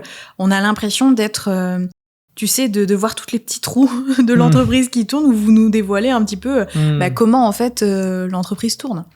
Et c'est super intéressant parce qu'on a accès à tout quoi. Je trouve ça super intéressant, notamment la partie management que je trouve assez inspirante. Je pense que certains gagneraient à la parcourir. À la lire 2 fois. À la lire 2 fois, ouais. Non, mais il y a plein de choses qui sont pleines de bon sens, tu vois. Comme le fait, d'aller faire les vendanges ensemble, de créer une vraie cohésion d'équipe. Dans le monde des startups et le monde du vin ne fait pas exception. On est toujours là à dire, oui, alors on a décroît ça le vendredi. Après, il y a baby-foot. C'est trop bien. Mais en fait, est-ce que les gens, ils ont vraiment envie d'avoir un baby-foot? Vous proposez des randos. Enfin, il y a vraiment tout qui est, encore une fois, je suis désolée, je me répète, j'ai l'impression d'avoir 150 ans, mais qui est cohérent avec l'ADN de la marque. Et ça, c'est assez fou. Franchement, merci pour tout ça. Et après, on essaie aussi de dire sur cette page Faire le bien, là, ce qu'on fait pas encore assez bien, ce qu'on a spoté. Et je veux pas du tout, j'essaie d'être vigilant à pas être, parfait et qu'on se gratte le dos. Bien sûr. Et je pense que un des risques pour nous, c'est aussi de se croire un peu arrivé. Et puis, franchement, on est...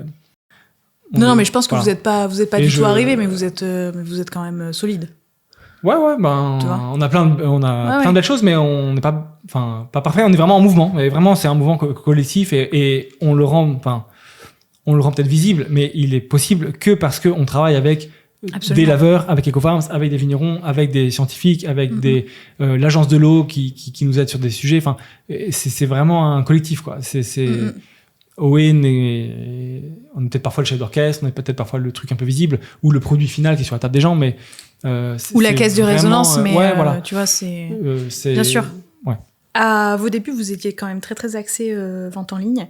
Et après, notamment, je crois que c'est après le Covid qu'on vous a vu pas mal débarquer en caviste. Vous avez fait des événements où vous aviez à un moment un bar dans le 15e, si mes souvenirs sont exacts. Ouais. Comment vous avez aussi fait la livraison à la voile. À la voile, exactement. Ouais. C'était il y a 1 an ou 2 ans. Bah là, on a la 3e qui est arrivée ce matin. Ah bah... À New York. Bah voilà. L'équipe a envoyé les photos ce matin. Comment vous avez développé votre réseau de distribution au fil du temps, tout en restant encore une fois cohérent avec votre mission, à savoir le bien par le bon. Donc au début, on était tout en ligne. Quand même, je trouve que c'est dur dans le monde du vin où les marges sont pas grandes de vendre en ligne. Le produit est lourd, ça casse, et il faut. Les coûts de livraison sont pas si simples. Donc cette équation-là n'est pas si simple à avancer. Même on a toujours le site en ligne, mais on met moins de carburant aujourd'hui dessus. Ok. Même si je crois qu'on a doublé les commandes l'an dernier, mais voilà. C'est drôle. Et après, on a poussé. D'abord, là, on avait le plus d'impact. Et donc c'est plutôt le CHR en fait, parce que c'est là où sur la consigne, le réemploi, ça marche le mieux, et, en tout cas pour nous. Et donc ça, on a vraiment poussé ça, à la fois parce que il y a plus d'impact et peut-être comme le geste nouveau, ils sont contents de le retrouver, c'est pratique aussi pour eux. Ça fonctionnait bien aussi financièrement, et donc voilà, on a bien poussé ça. Et puis après, plus ça allait, plus on est rentré chez des comptes costauds. Donc on a été servi à Roland-Garros, on est chez Intercontinental, on est dans différents beaux lieux, on est chez Le Pain Quotidien, bref. Et après, on était dans beaucoup d'épiceries vrac, bio, zéro déchet, on y est toujours, et ça canon, c'est des super partenaires, des gens assez rupturistes aussi comme nous, et donc trop bien. Et après, on a développé une gamme dédiée à la GMS, et on s'est longtemps posé la question de est-ce qu'on va en GMS, et c'est quand même 80% du vin qui est acheté en GMS, et donc on s'est dit, on va créer une gamme dédiée pour aller générer de l'impact là-bas, et pour aller parler aux vraies personnes. Il y a un peu ce risque-là dans le monde de l'impact où on peut parler qu'à sa petite communauté, un peu bio, un peu convaincu, etc. Et donc, qu'est-ce que tu entends par vraie personne ? Je trouve les vraies personnes, c'est les gens à qui moi ou nous, on parle moins, qui sont moins dans notre réseau, qui sont peut-être moins dans le game de l'impact, etc., ou des startups. Qui sont pas votre cible principale, en fait. Votre cible principale, qui sont Madame Michu, pour faire le cliché, des gens de la vie quotidienne avec qui on n'a pas forcément un lien, qui sont pas forcément sur LinkedIn, et etc. Et donc, comment on peut leur parler à eux, et comment eux, on peut les embarquer dans une culture d'impact, et comment on peut les émerveiller, parler de leur langage aussi, et pas que notre langage très startup, bio, machin. Oui, bien sûr. Ça, hyper intéressant. Donc ça, on progresse, on apprend, etc. Vous formez vos revendeurs, vous leur donnez de la PLV C'est un vrai défi, mais on essaye de prendre le temps de former, et finalement donner les PLV, faire des visioconférences avec tout le monde, proposer. On teste plein de choses tout le temps. Des animations en GD, vous en avez déjà faites ? On en fait, ouais. On en fait. Et là, on a annoncé il y a, 2 semaines, on lance une force de vente à impact. On a 10 personnes sur le terrain. Ok.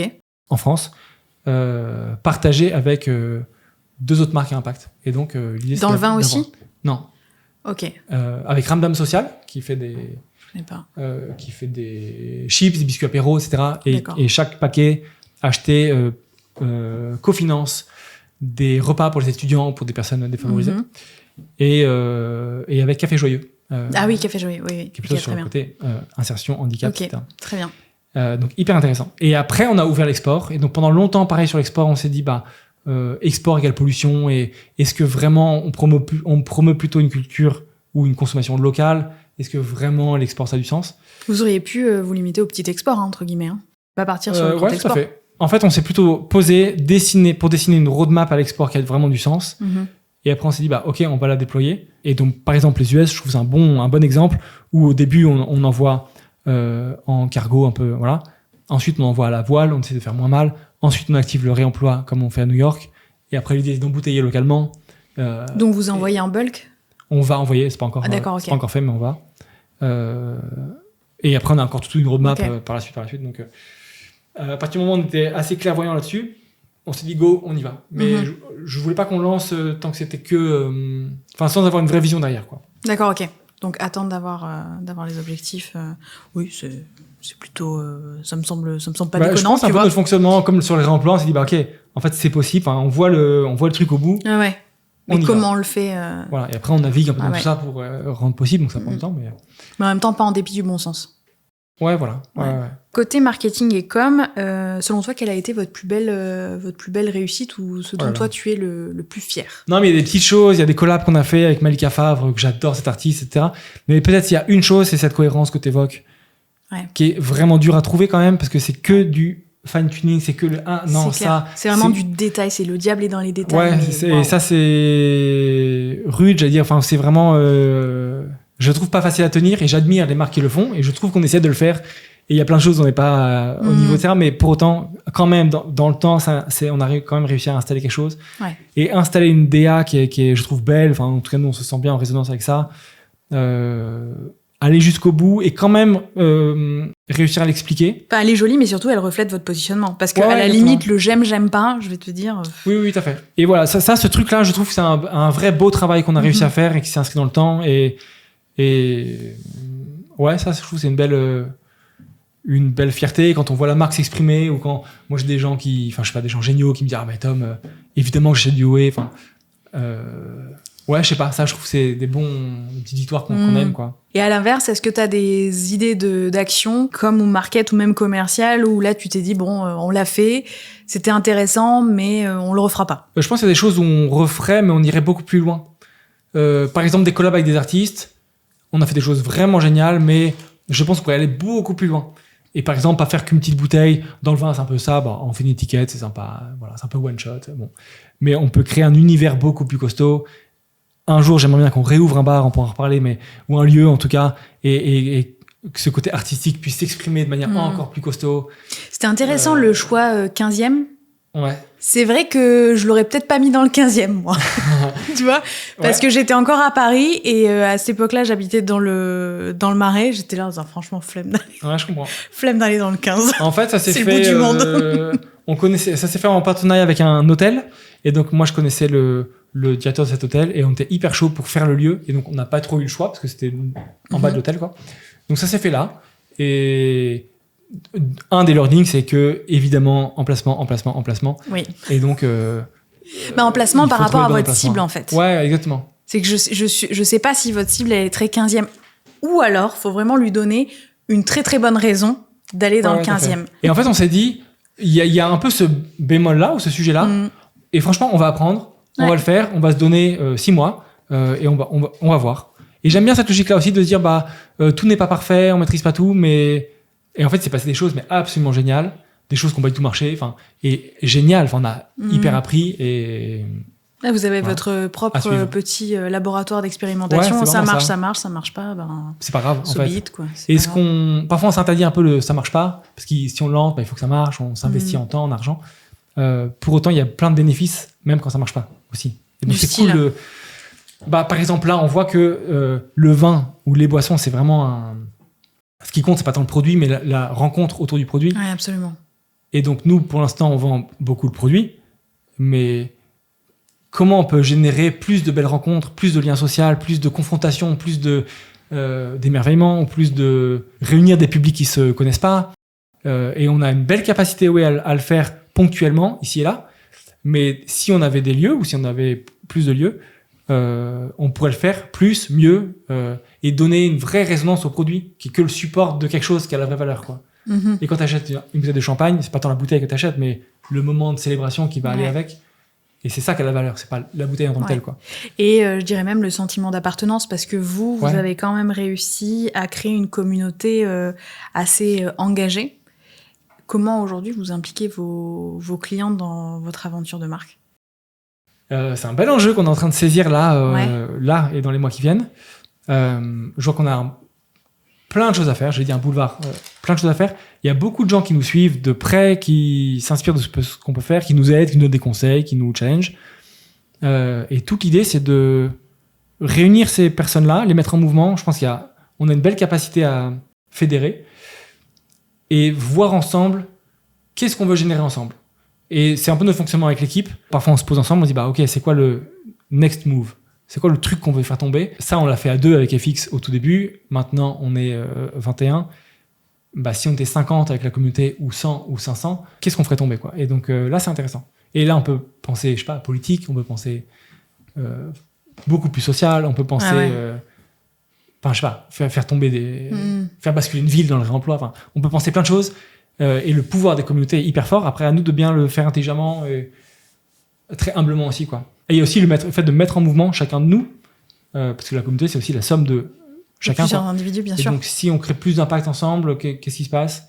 Et de faire ça aussi de manière honnête et que ce soit pas fait pour qu'au final, on vende du OE, quoi. Mais qu'on utilise OE et le lien qu'on a, qui est cool entre nous, pour générer quelque chose de plus grand, quoi. Et faut pas se tromper de combat aussi. Même si, évidemment, bah oui, vous restez au bout d'un moment une entreprise, vous n'avez pas l'amour d'eau fraîche.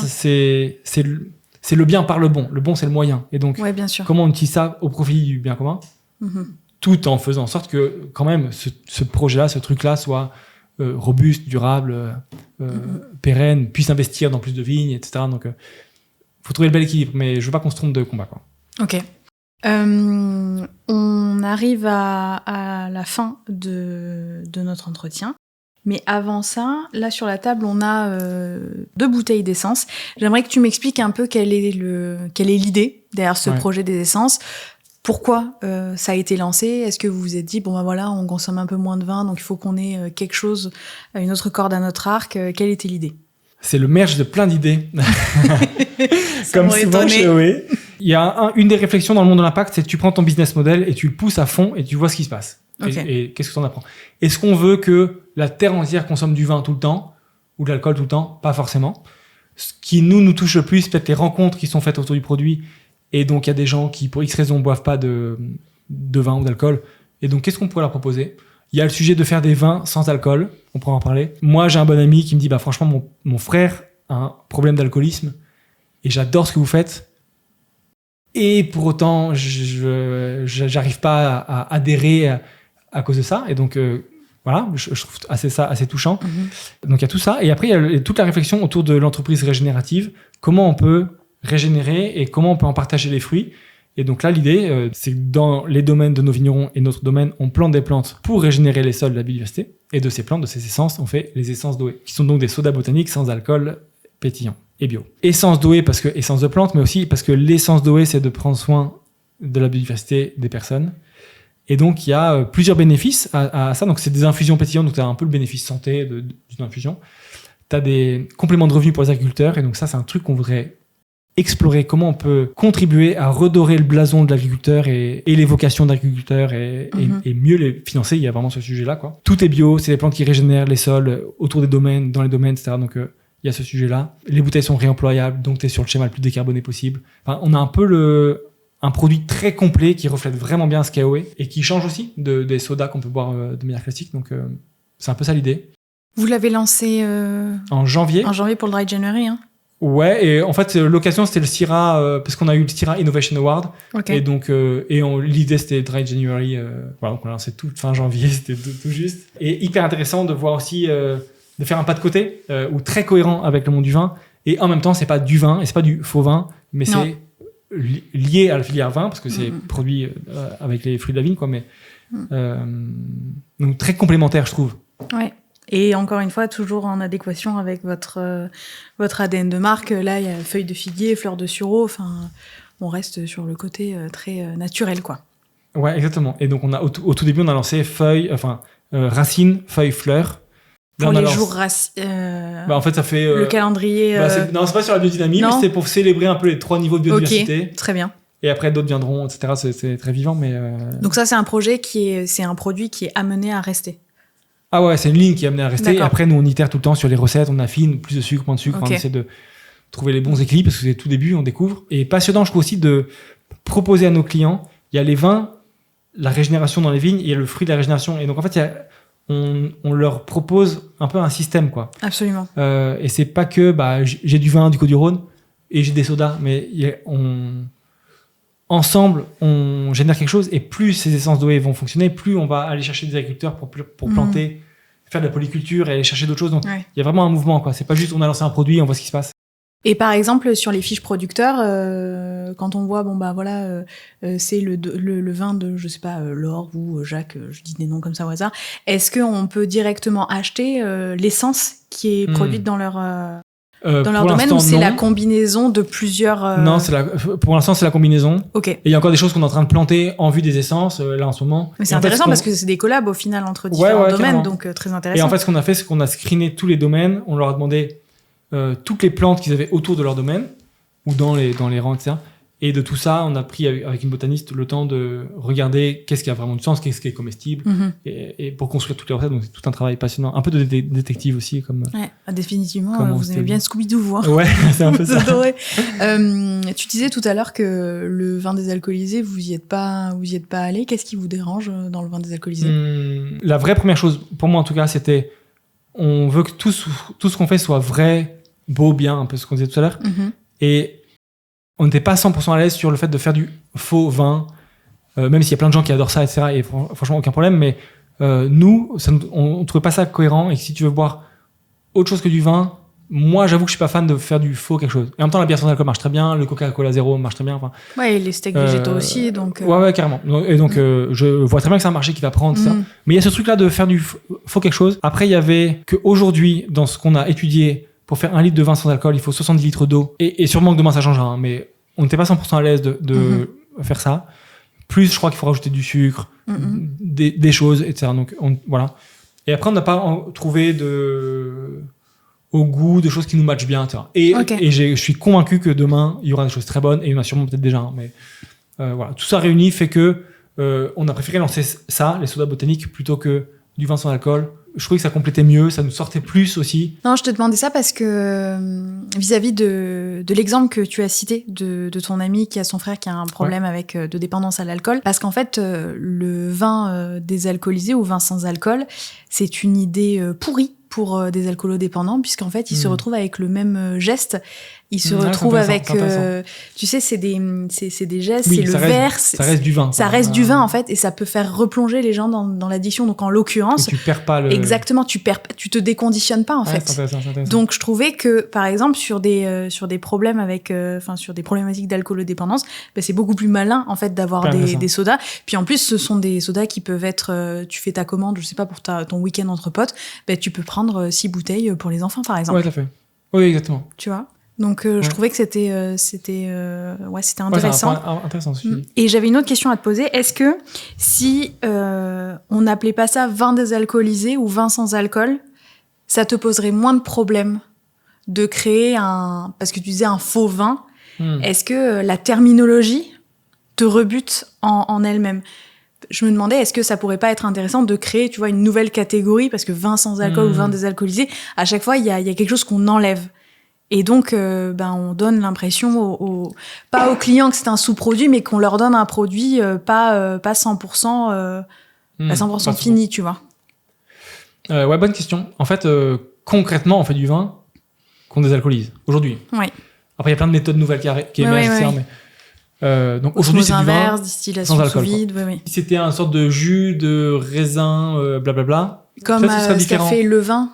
Je sais pas si tu as vu. Ouais, si. Ouais, j'ai pas goûté encore, mais j'ai vu ça, ouais. Franchement, si le produit est bon et s'il est sain, en soi, j'ai pas trop de problèmes. Et c'est pas tant la terminologie, tout ça. Enfin, j'aime bien que ce soit vraiment vrai. Enfin, tu vois, il y a un truc de entier. Ok, donc si demain, il y a une alternative qui te permet de faire du vin désalcoolisé ou du vin sans alcool de manière saine, là, ça sera quelque chose que tu regarderas. Je pense que ça me choquerait pas qu'on le fasse. Ok. Donc là, pour l'instant, c'est sur les méthodes que vous êtes pas en phase. Ouais, je pense que la méthode, enfin vraiment, c'est pas clean. Et ce qu'il y a dedans aussi, enfin, mais vraiment, je veux pas. Mais s'il y a une méthode hyper clean et franchement bien, ça, bah, franchement, why not, quoi.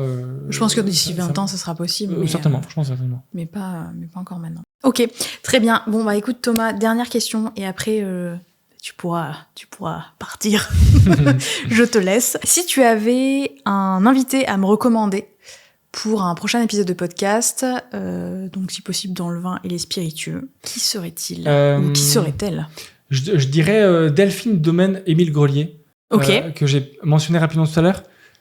C'est des personnes qui bossent depuis longtemps le sujet de l'agroforesterie et de la biodiversité et de l'écosystème vivant d'une manière fabuleuse. C'est des bosseurs et des gens passionnés et du coup passionnants qui sont à Bordeaux, ou près de Bordeaux. Et si jamais on voulait aborder le côté construction de marque, plus côté marketing, volet communication, J'irai chercher des gens qui sont pas dans le vin. Ah ouais, ça m'intéresse. Non, mais je trouve que c'est intéressant et je sais pas après, je trouve les bons noms, mais je trouve que c'est intéressant. Et le monde du vin a peut-être parfois ce réflexe-là de rester dans ce périmètre un peu passionné et très sympa. Mais je trouve qu'il y a tellement de bons exemples à prendre dans la mode, dans l'art, dans, je sais pas, l'automobile et même des choses qu'on aime moins. Waouh, l'automobile. Je me souviens d'un bon ami qui me disait il y a longtemps, mais c'est quoi tes marques préférées? Et je lui sortais mon Patagonia, mais je sais pas, Nike. Et c'est des marques qu'on peut détester pour plein de raisons. Et en même temps, ils ont des choses géniales. Et donc, c'est cool aussi que le monde du vin s'inspire d'autres choses que les trois voisins, quoi. Ouais, donc si tu avais une marque à me recommander en dehors de la filière vin et spiritueux pour une interview. Bonne question. Ou un secteur en particulier, un secteur qui, toi, t'inspire beaucoup.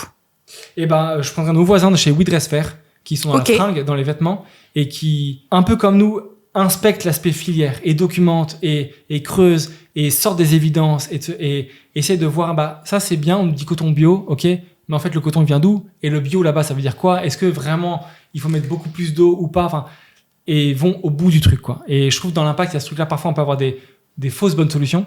Je fais le bon exemple des batteries, on met une batterie, et si on creuse plus loin, on s'aperçoit que, en fait, il y a peut-être autre chose, quoi.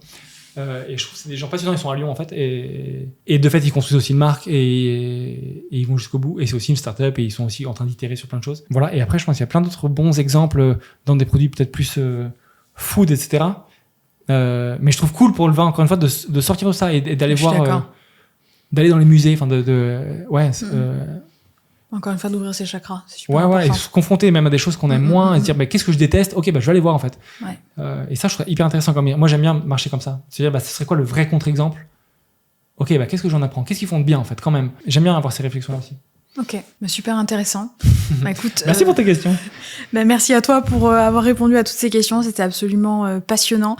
Merci d'avoir pris le temps. J'espère que ça va inspirer les auditeurs. Et je vous souhaite tout le meilleur du monde pour la suite de l'aventure OE. Merci beaucoup.